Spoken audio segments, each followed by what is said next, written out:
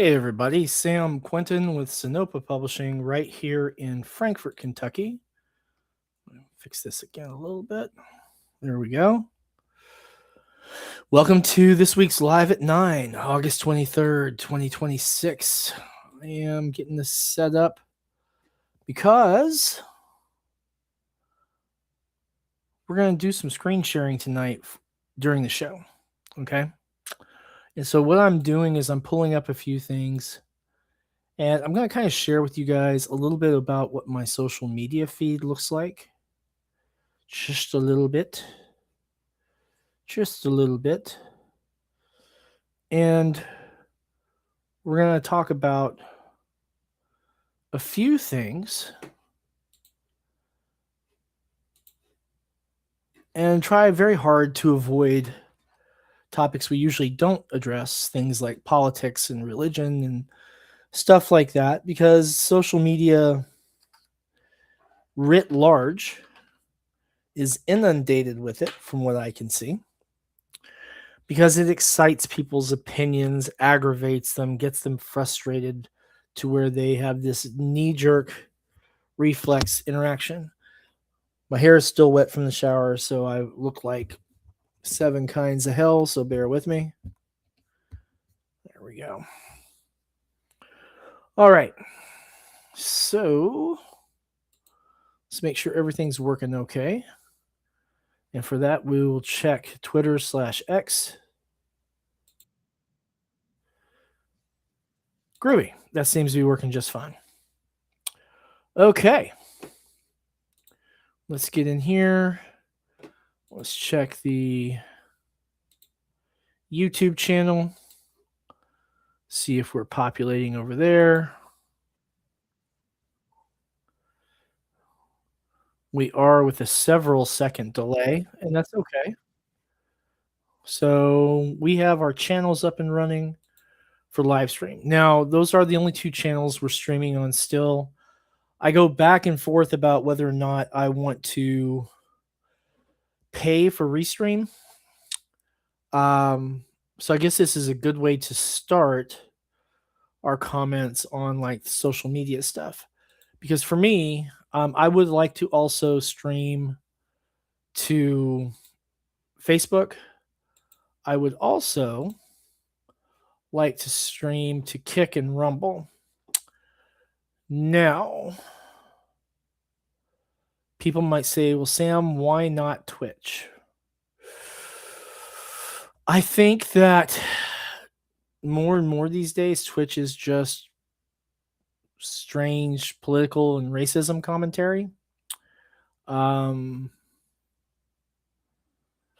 do like to go there when I'm watching my friend Pete Vasquez have a video, although I haven't received notifications of him launching one in a while. Now, that could be the Twitch notifications acting up, or, God only knows what else it could be, really.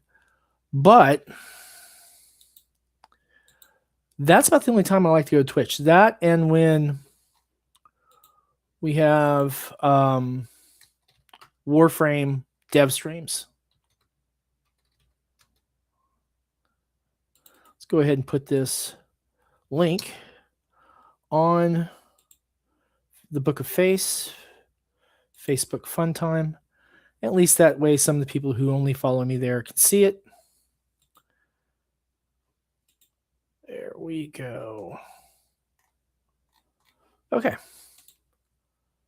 Now, the problem with that is I can't see the chat in Facebook, but I can see the chat elsewhere. Larry's in the house. Hey, Larry, how's it going, man? Looking forward to seeing those books arrive from Mix'em so you can see how the quality turns out. I think you're going to like them. They've done really good work because they've printed almost all of my comics. Really, really good. They do a really good job. I can see our view count is bouncing around a little bit. I don't know if you guys can see the view count, actually. Can you guys see the view count? Let me see. Does it show up? I think Larry dropped off. All right. Well, it's okay. All right. So, like I said, one of the things we're going to talk about is the social media stuff. And what was one of the things that really kind of motivated this? Let me go find this in notifications. Was a post by Jimmy Palmiotti. So let me see if I can find. Well, that's not fun. I thought I had that turned off. I guess I did not. Let's try that again. Well, no, I have everything turned up to maximum. Sorry about that, guys. I don't know how I managed to pull that off. Let me see if I can find these notifications I'm looking for here. Here it is. Post by Jimmy Palmiotti. And that's what kind of inspires. Hey guys, what's up? We are live at 9 like usual on Sunday. I was just actually talking about you, Pete, talking about like you're one of only 2 reasons I ever go to Twitch. But Twitch is not notifying me when you go live. I haven't seen that for a while. So I need to go check and make sure I'm still subscribed. Because I think the subs expire, don't they? All right, let me go find. So I want to share this with you guys so you can kind of see it. Because one of the things I want to talk about today is some of the stuff with social media. Okay. I'm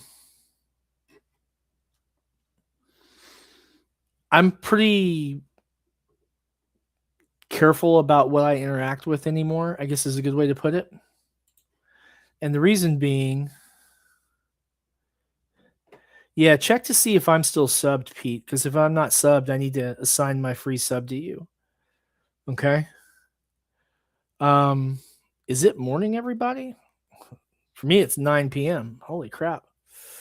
So me and Pete's 9 p.m. It's not morning, guys. It's late. He says, yeah, they expire. Okay, cool deal. All right. So that might explain it then. The social media stuff that I want to talk to you about today is, like I said, I'm kind of careful about where I interact with. Like there are people I interact with. I only interact with particular posts. That's the same on Facebook. It's the same on YouTube. It's the same on X. When I'm on Blue Sky, which I'm not on Blue Sky very much, I'm really only there because a couple of the artists I work with only have Blue Sky. I get pretty much nothing but hate on Blue Sky, and that is just so wild for me. And we've got Slayer Xena on here. It's 8 p.m. for you, so you've got Central Time. Gotcha. Well, welcome everybody. We're talking about the dreaded social media stuff, right? And I'm going to invite you guys all to talk about this too, because this was started. Let me go ahead and share this screen with y'all by a Twitter post by legendary creator Jimmy Palmiotti. You'll know him for a whole bunch of comics entries, and he's really quite something. I'm a big fan of his. I love his writing. A matter of fact, I'm guilty of buying books that the titles don't interest me, but I'll buy them because Jimmy Palmiotti wrote them, right? And Slayer says, where is it? My butt and kiddo are sick, but school transportation said if kid misses 10 days, they'll drop him. So I'm going to bed and be lurking. I gotcha. And Nobi Comics said, I discovered I got 256 followers on Threads. I don't even know the last time I was on Threads on purpose. Sometimes I'll accidentally thumb it when I'm going through Facebook, but that's about it. But Jimmy posted this thing today. He said, we had COVID already, but imagine the internet went down for a year. How would you think it would change the world? I'm curious what you think. So I thought about this for about a minute. And my response to this was basically a list of the symptoms I would expect to see. Mass hysteria in several urban environments. And I think this is mostly in effect from the teens and young adults who have, basically been fed a regular feed of social media stuff their entire, recent memory. An immediate decrease in international trade because so much happens on the internet, particularly through payment of tariffs, and import duties, the over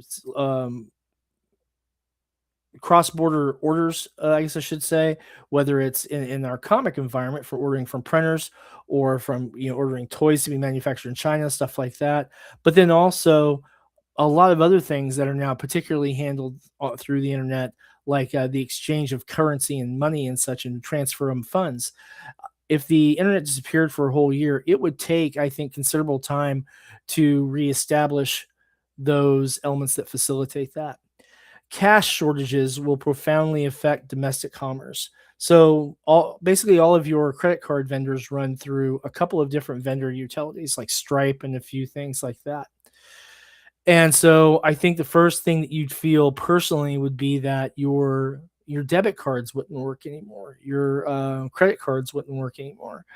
And I couldn't tell you of any vendor who has like the old time, credit card machine where you run a carbon copy.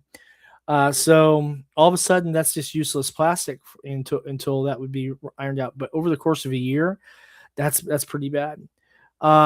Pete's comment: Gen X would be so happy if the internet disappeared. I think a lot of people in my age group and your age group, Pete, I think our stress levels socially would decrease immensely because we wouldn't have people pestering us all the time. Um, I do think that the financial aspects would affect us quite a bit, and the immediate cash shortage being one of those. And I comment further down on here. A run on banks immediately happens. This leads to serious chaos and people die. And I think that's the truth of the matter. That inability of the banks to produce the cash that's needed to keep commerce flowing, even in a city as small as mine, there's no way they have the currency on hand. And I don't mean just one bank. I mean none of the banks in my city would have enough money collectively, all of them together, to keep commerce flowing in our environment. Lack of printed textbooks would interrupt school and training programs. A lot of the kids' school, Slayer says, it's 4 in Colorado with old school credit machines. Those 4 are going to keep running, I guess. Then that'd be pretty cool. Those are tough though, because when you run that carbon, you then have to give the carbon copy to the person and then mail in the other to get those funds redeemed. So you've usually got like a 90-day turnaround. And the problem with that is, like I said, if the internet's down for a year in Jimmy's simulation that he's pondering, his situation he's putting forth, then all of a sudden you've got people who can no longer transact that capital that's basically hung in limbo until it's redeemed from the credit card company. So, I mean, everything slows way down with regards to moving cash. And then lack of printed textbooks will interrupt school and training programs. So a lot of the kids are taking courses on texts that are only on Chromebooks. That is what they use here in Kentucky. They don't have very many textbooks. And so a lot of their lessons, a lot of their tests are done through websites that are facilitated from the companies that produce those textbooks. So all of a sudden, your standardized testings, of course, are basically shelved. They're going to have to find ways to produce those. And then, of course, your local teachers are going to have to produce their tests without the aid of the internet. So with a laptop, a USB, and a printer, you can be okay with that. But trying to migrate that through different schools in the district, even one as small as like Frankfurt, where we have less than 60,000 people in the entire county, I think that would be a real challenge. I don't mean like 60,000 kids. I mean like 60,000 humans. We probably have more cats in Madison, in Franklin County, than we do people. The next line: many scammers will starve. So there was a study I read. I should have had it prepped up for this, but I didn't think to. That there's in some districts in certain countries, and by that I don't want to embarrass countries like India, Pakistan, Mexico, and a few others, where they have a sizable industry that's just based on fraud. People, in scam call centers and such, defrauding people in various other countries and in their own. And if that revenue dries up, then that whole portion of their economy falls off. So then you get what I've claimed here: many scammers will starve. Physical media will have to come back hard for those areas. I should have clarified this, for those areas that can produce them. So in the United States, we can print, um, books and comics and textbooks and stuff like that, but it'll take a while to spin that up. But look for larger releases of toys and physical game products of those that can be produced domestically. Because I think what you'll find when the internet goes down is international trade, as we mentioned before, falls off a cliff. Let's see here. Slayer says, I want to know why we have such a poor literacy. Like my kiddo has to read and write to earn game time, but seems like so many just learn talk to text. Um, I was concerned about that when before I got divorced, particularly because I saw that the schools weren't having my stepdaughters read a lot, and so my then wife, my youngest's mother, my ex, she and I had the girls reading at home, and then after my divorce and after my youngest started school, I would read to her, constantly, and when she was in preschool and in kindergarten, and we would read together in first grade. And since about the third grade, I've mostly had her reading on her own, like the last 4 years or so. And one of the things that really helped that, honestly, were comics and manga. And that was about hit the fourth grade years when that really took off. And before that were things like the Barbie books and the other Disney IP books that were produced that are beautifully illustrated, and they have just little simple paragraphs, and they're friendly to young readers, and they have little graduated scales on them to tell you what age range or what literacy range you should be looking at, and those were really very handy. Um, Case in point on this, my youngest is 12. She just started seventh grade, and we picked up two books that she's currently going to be tackling this year outside of schoolwork. One is one that she requested. She wanted to read Shakespeare's Romeo and Juliet.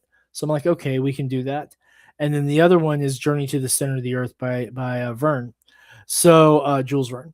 And so she has this kind of a challenging read for a modern kid at that age, but something that, seventh grade, I would have been reading these, at fifth or sixth or seventh as well too. And so some of her friends that she goes to school with, their parents absolutely don't have a book in the house, and their children's vocabulary is noticeably lacking for it. Whereas some of the others, um, who make a point to take the kids to the library, or who will pick up like secondhand books or whatever, people who really might not even have the money to go out and buy books, they're they're making the concerted effort. So I think the first place that we really have to point the duty of educating our children is to ourselves. We can raise decent human beings. The schools, in my opinion, are not the ones who should be raising our children. They shouldn't be dictating our children's beliefs and ethics and moral code. That should be our issue. They should be teaching, scientific fundamentals, good reading, arithmetic, social studies, civics, things of that nature. But we, as the parents, should be clarifying those points and really, really raising our children, because in raising our children, what we're really doing is we're honing our little humans from children into adults. I got sidetracked on that. Sorry, guys. Slayer says, "Oh, I hope she enjoys Journey to the Center of the Earth." She's through the first chapter already, and she's really liking it. She did 10,000 Leagues Under the Sea, or finished it earlier this year. She really enjoyed that too. Next thing I have on this listing was political polarization will become more localized as the flow of information is more highly curated. So one of the things about the internet at large is that it gives the power of millions of people to expose what's happening in their community. We see this from videos from state fairs where people are starting fistfights. We see this from people catching video of active shooters at the In-N-Out.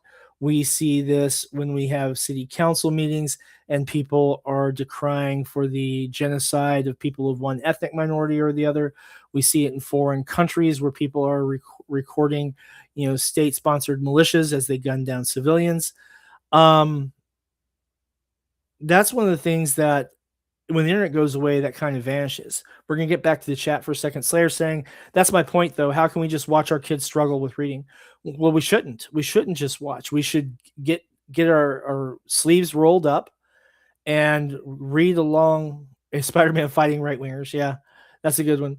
I haven't gone into that one because I just don't have the energy with everything else I got going on.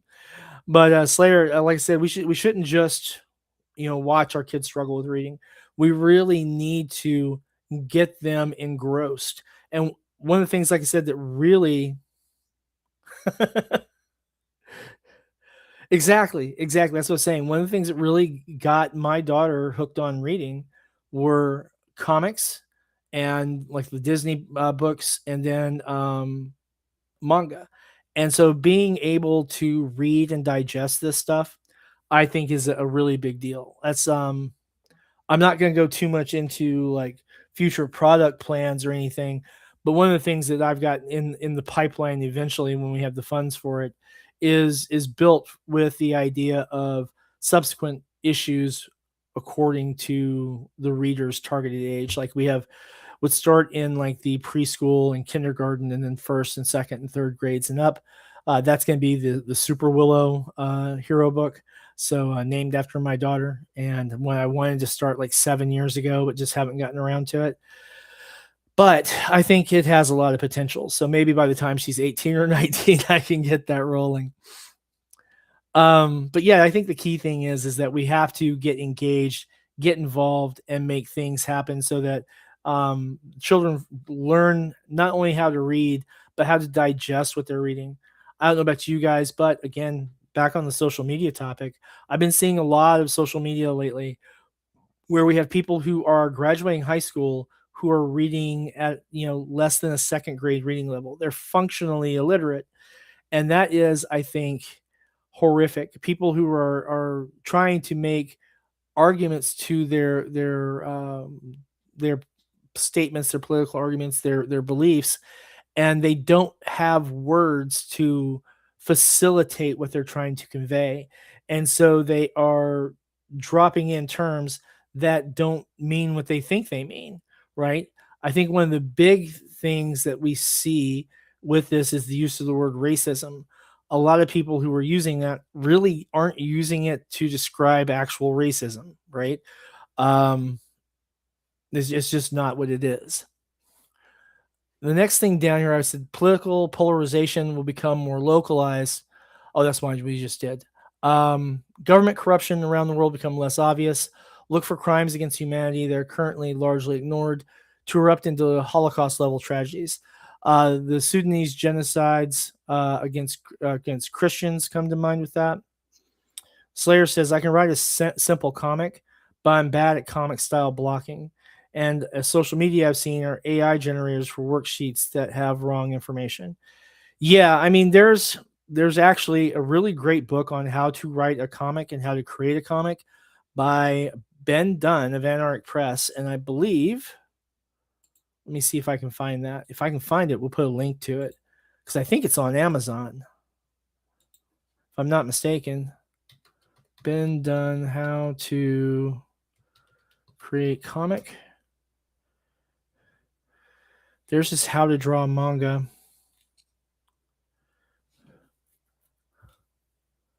How to draw. You know what? Maybe I'm wrong. Maybe it is not by Ben. Who was? Maybe it was by Benson. Maybe. Yeah, Ryan Benson has one on there. Let me see if I can find a better one though.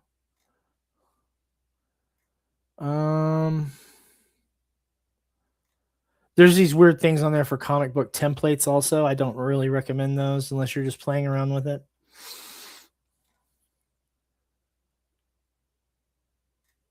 Well, Understanding Comics, The Invisible Art by Scott McCloud, that's actually really good. That was written all the way back in like the mid 90s. That's pretty good. Let's go ahead and pull that one. Like this has been out for a minute.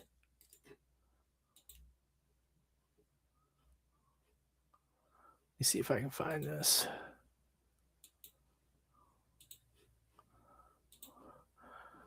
Got sidetracked, guys. Bear with me 1 second. I'm trying to find. There it is. Understanding Comics: The Invisible Art. Okay, we're gonna go ahead and paste this into the chat on YouTube, and it won't fit. That's freaking great. So we will right here.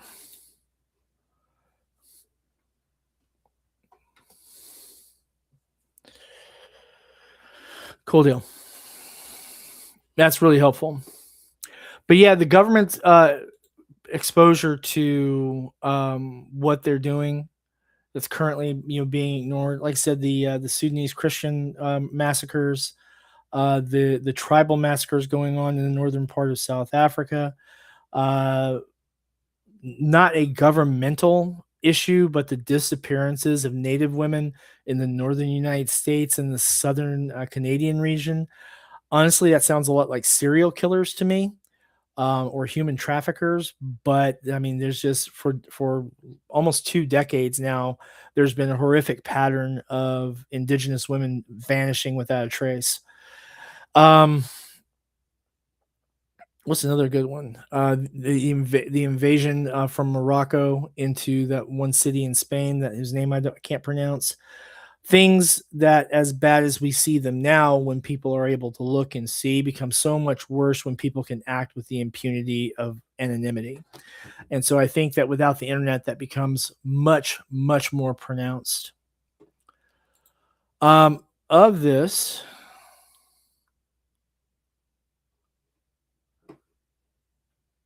okay.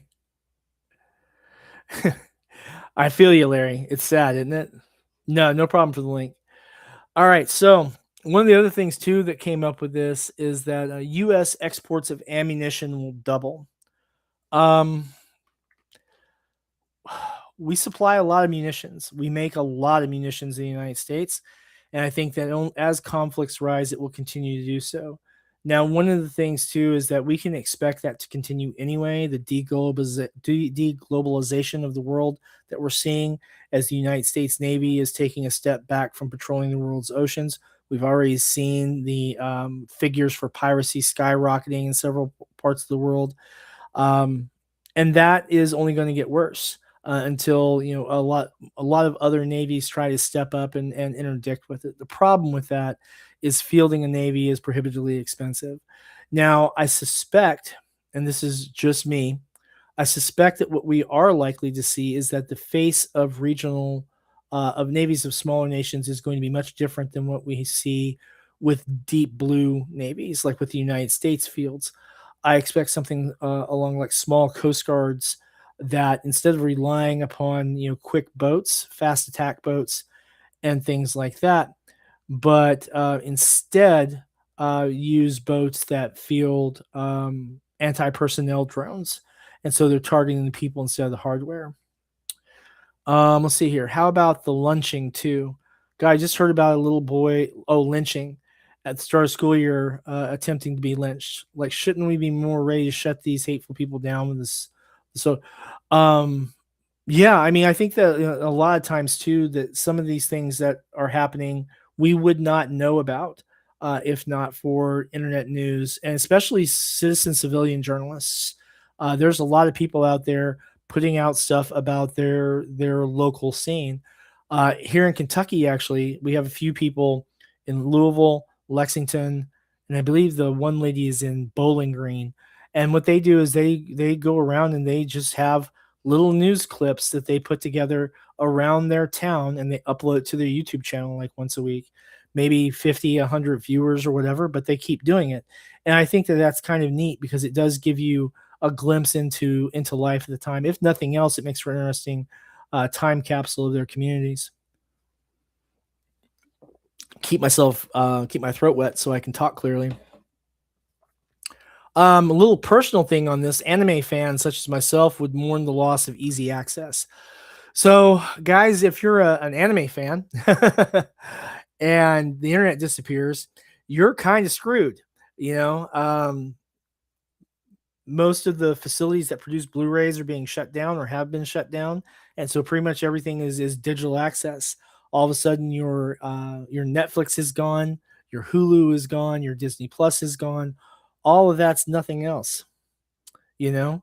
And so when that's set aside, your entertainments are back to reading, maybe network television, not network show, yeah, your local regional network televisions by broadcast television, I mean. And then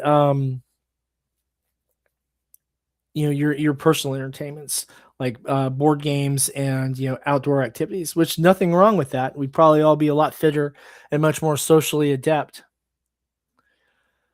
But yeah, I would miss the anime, especially the new stuff. Um, on a business aspect, concerning myself and a few others, comic and book sales would most likely increase as those competing entertainments vanish. So when you no longer have YouTube, when you no longer have social media, then all of a sudden being able to come down and pick up a comic book at the store is something a little more likely to happen because you're going to have that more immediate entertainment access. Um, my next supposition on this is people will pay more attention to and care more about their own community. And I mean this as a very sincere point, because what happens is that the stuff that distracts them from things going on outside their community, the things that maybe they don't want to look at and deal with, and they're seeking escapism in different venues of entertainment online. Yeah, we did. We all. I think everyone in this chat lived in the '80s or lived through the '80s. Um, I think that when you look at removing those distractions for what's going on, elsewhere, and you focus more locally on your community, I think that's when you really start to dial into what's going on. So, for example, one of the things here in Frankfurt is we have a handful of people who go around panhandling. And the thing that's going on in Kentucky, and I don't know if you guys see it where you're at too, is that you've got people who will show up here in Frankfurt, and then when I go to see my mother in Lexington, 40 miles away, I'll see a few of those same people. When I go to Louisville to do something for work or to get ready for a con or something, I'll see a couple of those same people. They are literally migrating around to different cities to panhandle. And so you'll see, and they've had some exposés on the news about this, where they basically work like a little gang. They go around and they drop off people that haven't been to a particular spot in a while, and then they rotate them through different locations. They panhandle for money, and then they scoot out of there, and then they drop someone else in, and it rotates around. And so I think that more and more people would become aware of stuff like that. Homelessness, right? For example, in we all here look at places like California and their homeless problem, but the homeless epidemic is rampant throughout the United States. Right now, maybe some very small towns don't really have it that much, but at that point, your homeless guys are usually the hermit in the hills, right? Because they just go out into the woods and live there. Whereas if you've got people who are homeless in, Lexington or Louisville and they're crashing in the park or on a bench somewhere, they're out there for everyone else to see. But yet, if you're walking down the street and you see one guy who's homeless there, and you can acknowledge that's one instance, that's one experience that you've had, and then you look on the news in some other places and you see hundreds of people in a homeless encampment in Los Angeles, you're like, holy crap, that's really bad. But the truth is that the one guy in your community that you saw who's homeless is just as bad as the communities that are homeless in Los Angeles having that experience. There's just more of them. And so they do cause slightly different problems. Like the one homeless guy that's on the sidewalk in Frankfort, Kentucky is not running around, destroying stores, right? Not the least of which is we don't play that shit here. Yeah, that's a good way to get arrested, and the police here do not put up with that bullshit. Just pure and simple. You want to act the ass that you're going to get tased, handcuffed, and thrown in a cell, right? So I think that when the internet disappears, we would have a much more profound occurrence of people locking in on their local problems. Oh, things going back to the 80s. I think there's some things that wouldn't be able to come back to it. I think there's some things that we would lose. Um, but I do think that there's some things that could definitely use a reboot. We could definitely use with kids playing in the streets more than just sitting on the front porch playing on their phones. Um, this next one's kind of a little grim. Regional conflict and wars will flare up. That's again going to aggravate anyway due to deglobalization, which I mentioned here. Expect full open warfare in Central America, South America, and Central and South Africa.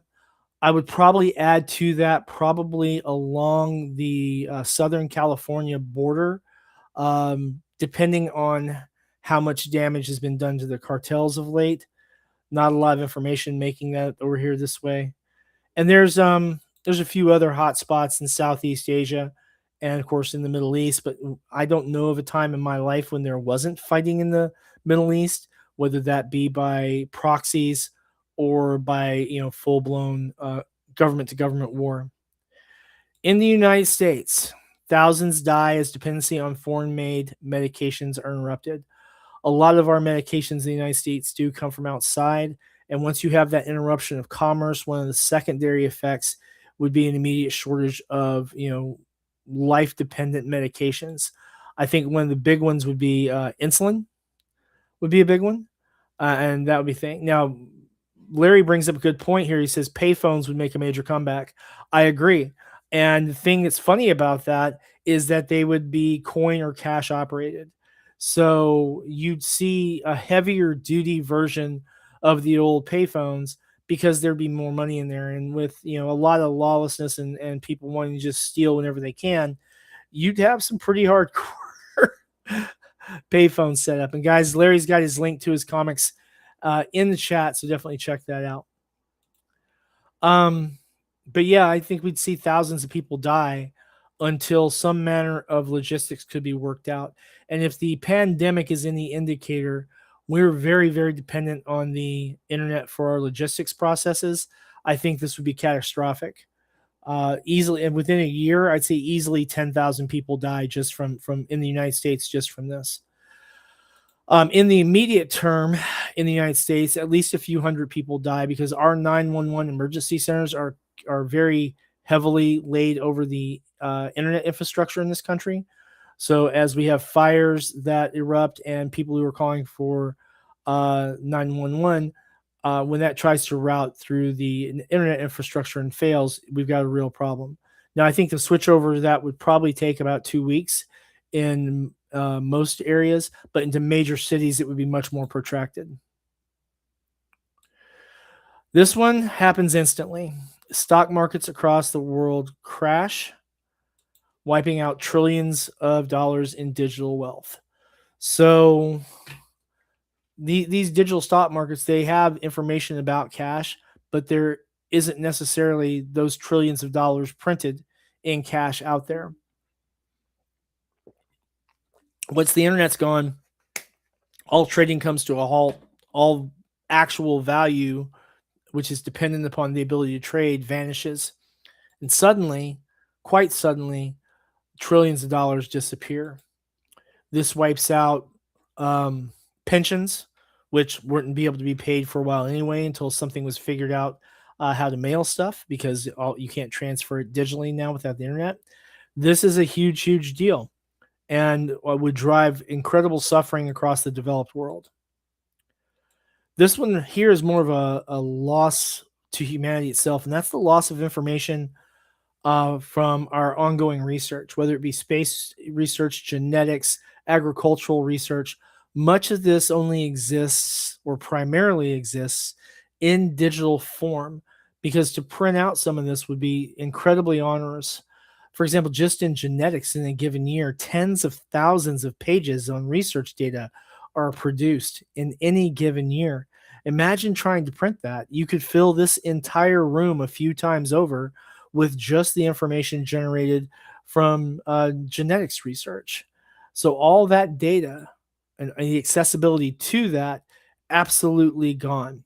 Phil X is in the chat. So, hey, Phil, what's up, man? Remember, make sure you post your links so that people can see. Phil Leon, the electric crayon, folks. If you need something colored, he's the man. And definitely get in touch with him. Now, this is something I know is very dear to a lot of your hearts. Doesn't really affect me, but large segments of the porn industry suddenly collapse. That means that all of Phil's OnlyFans revenue completely dries up. So, Phil, in the event that the internet crashes, be ready to stop selling feet pics, okay, man? I'm joking, guys. I'm joking. But yeah, the porn industry basically gets cut by 90%. The next one is social media ceases to exist when the internet fails, eliminating the mechanism through which many creators bring products to market. So all of a sudden, you don't have, you know, digital comics. Suddenly, um, you don't have crowdfunding anymore. Suddenly, you don't have that capability for millions of people to read and enjoy your stuff or to view your art, and you get something more akin to what you had in the time before the internet in the 80s and the very early 90s, where things are being printed and people become much more selective about putting things out to publication than they are now, because they have to. That print cost is onerous. And the other thing too with that, given that now all of your ability to transact business through the internet's gone for a year, you're looking at things produced in the first quarter that people aren't getting paid for until the final quarter. So expect 6 to 9 months delays in being paid until the internet comes back up. So it's amazing how much of our business, how much of our money, how much of our ability to transmit money really affects our lives that we never even notice. Um, Propaganda becomes harder to distribute. This, I think, is one of the best benefits of the internet disappearing. All of a sudden, you have a lot of these cheap, spammy propaganda methods, all the bots, all the social media influencers being paid under the table by foreign governments. All of that disappears. And so, what you get are, media sources that, instead of being dependent upon just grabbing clicks for views to justify their ad revenue, they're at the mercy of people being willing to pay for their stuff, people being willing to pay for their newspaper, being willing to pay for their magazine. And people are not going to sit there and be willing, oh, well, this magazine's $10. I'm gonna pick that up and see if these guys have actually got something right for once. No, you're gonna get one chance to get the facts right with your average reader. And if you drop the ball on that, they're going to ignore you for good. So I think that propaganda becoming harder to distribute is a big thing. Now, we already spoke with this next one, but it does bear. Sorry, I've got Nat in the room. This does bear repeating. A run on banks happens immediately. This is going to cause a lot of chaos. Everywhere we've ever seen this happen in history, people die. And so, what this refers to is that while the banks may hold a digital record of billions upon billions of dollars in currency, right? They don't hold billions and billions and billions of dollars in actual cash. All right. Now, the Federal Reserve might, but that's a far cry different from the bank branch at your local grocery store. Many of those don't even have vaults, they're any bigger than a safe at home, or a safe like you would carry to a major comic show, right? Something the size of a desktop. Now, I guess a bank branch would have something, more along the line size of a gun safe, I guess would be a good way to put it, but not something like a full grown vault unless you're in a major city, right?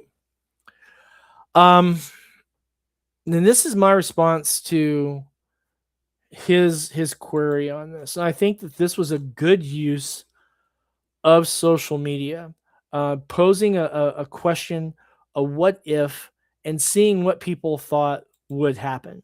So let's take a look at what other people said. I'm a Gen Xer. There would be a period of withdrawal, but I would adapt pretty easily. My kids, on the other hand, might need methadone. And I think that's a real simplistic way of saying, touching some of the points that we've already put out there. Don Secretary Origins said, "This is so weird. I just posted this on Blue Sky a couple of minutes ago. So this is 4:43 p.m. August 23rd. Okay. 4:29 p.m. August 23rd. So, okay. Um, Ruben Diaz says it would cause chaos in the short term because many systems are tied in the internet now. Yes, see banking. Though I think we'd adapt pretty quickly. I disagree. But I guess it also depends on what the hell brought down the internet like that, and only the internet. Well, that's a good point too. If the internet disappeared tomorrow because of airburst thermonuclear weapons, there would be a lot of other problems we would probably be distracted by. The immediate casualties would be one: the wounded, the walking wounded, people suffering from blindness, radiation poisoning, securing potable water, that kind of thing. I think would probably take precedence. So that's a very valid point. R. Martinez says we would literally lose a generation that has been weaned on the internet. I'd miss it, but move on. If we lost comics and movies, then I'd be freaking out. Yeah, we'd lose a lot of that. Travis Pratt, no internet for a year. Parts of daily life would literally stop. Yep. I definitely couldn't do my job. My job would basically vanish. And after a point, because we need it in order to order upcoming and older comics every day, some customers pay for the subscription online. No more marketing for the store, etc. Yeah.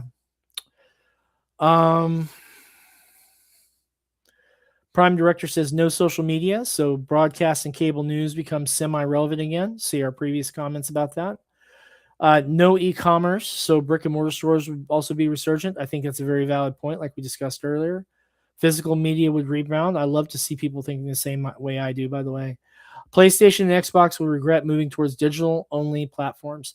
Now, that's something I didn't address, but I think that that's very valid because if it's just the internet that's knocked out, like maybe some type of AI super virus or something like that, then we have this situation where maybe you could see like something akin to what we saw at the debut of the gaming console as a phenomenon, where you had so many different models competing for that space, whether it be in television or Atari or what, and maybe just maybe an opportunity to make some cool stuff and then just make those games available through like sell them on USB drives, for example, right?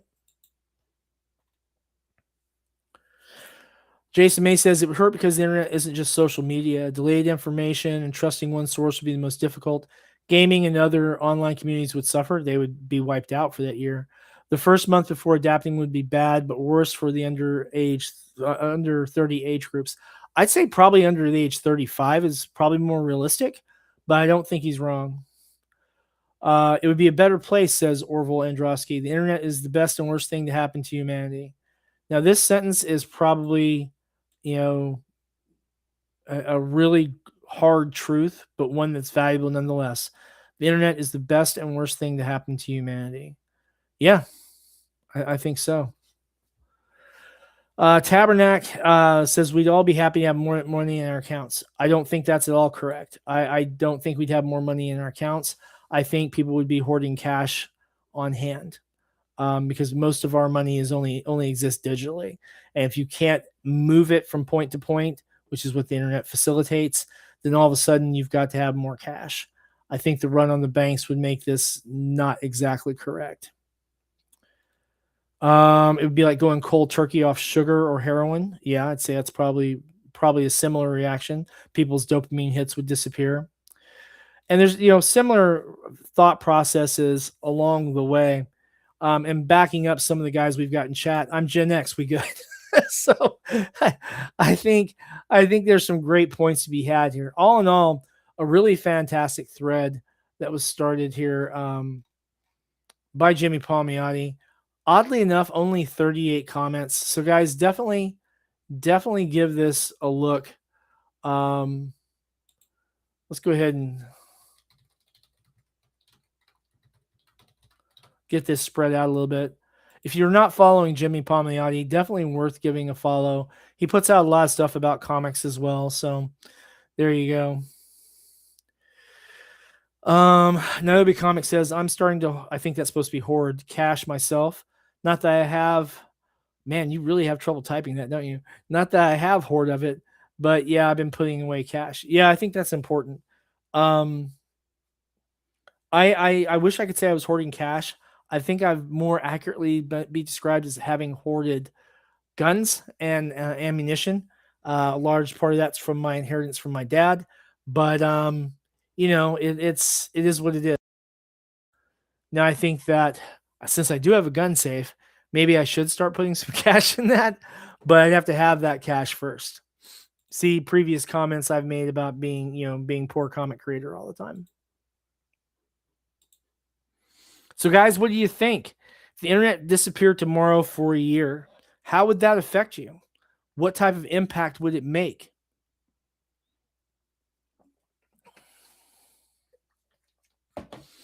Phil, how would you get coloring jobs?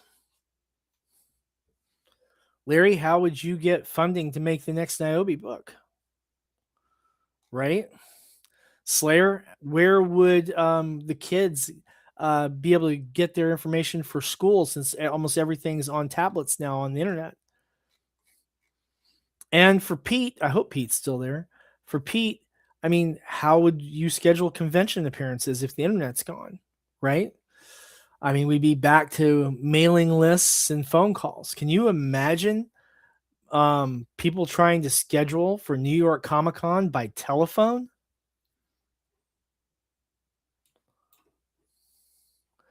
And yes, we would all go outside again. I think that's very true.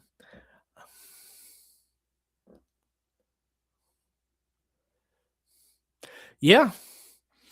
Yeah. And the thing too is like um some of our talent you just can't get locally, right? Like assuming that the cellular network isn't completely knocked out because that actually works on radio transmission rather than what the most of the internet works on. Assuming that our cell phones work enough to make telephone calls. Yeah, that would be tough, right? I mean, could you imagine the only way we could communicate for a year is if we managed to do a group telephone call sometime? Man, that would be rough. That would be rough. And the thing too is we'd be stuck talking about, what we saw on the news or what we read in the local paper, things that are going on, and how that gets out into the world. That'd be something.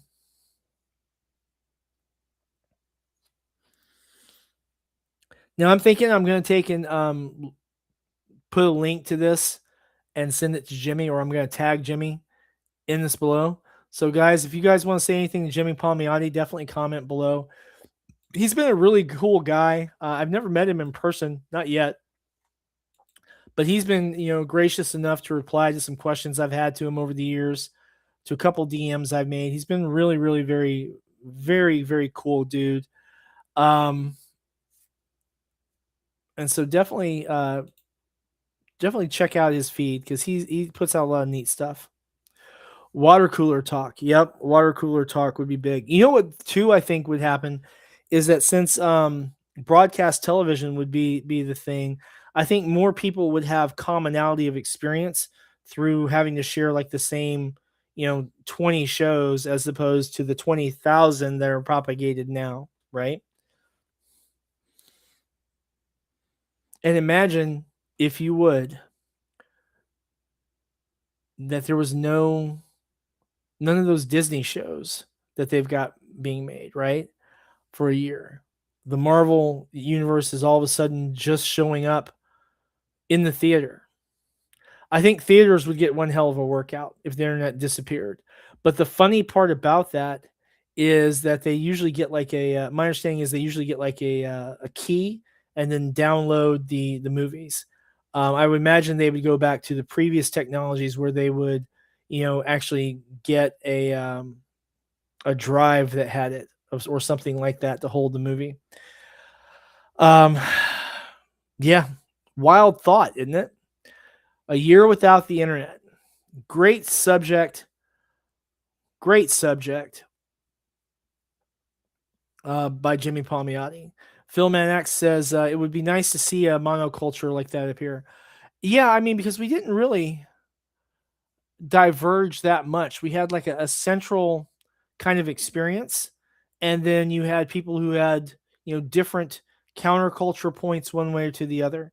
And so I think in a lot of ways that helped unify people by commonality of experience. And even the people who were on the outer edges of the fringe of counterculture could usually find some common ground for discussion and interaction with people completely on their opposite end of the spectrum, just because of the that common ground in the community, right?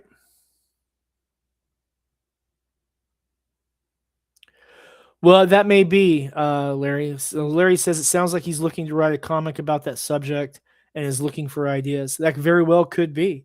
And I mean, if he is, I think I would probably read it.